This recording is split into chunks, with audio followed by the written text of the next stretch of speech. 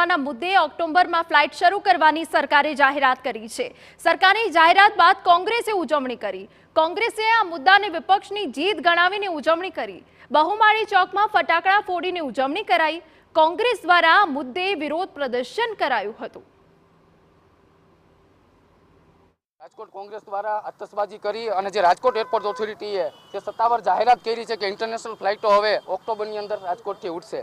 ક્યાંક ને ક્યાંક 3 દિવસ પહેલા એક સબળ વિપક્ષ તરીકે જે સૌરાષ્ટ્રવાસીઓને મામું બનાવ્યો તેનો પ્રતિમારક વિરોધ કરી અને કેન્દ્રની અને રાજ્ય સરકારને સફાળી અમે જગાડવાનો પ્રયત્ન કર્યો હતો અને આજે સૌરાષ્ટ્રવાસીઓની જીત થઈ છે એ નિર્ણય અમે આવકારવા માટે આજે આતશબાજી કરી અને સૌરાષ્ટ્રવાસીઓને સૌને અભિનંદન પાઠવીએ છીએ।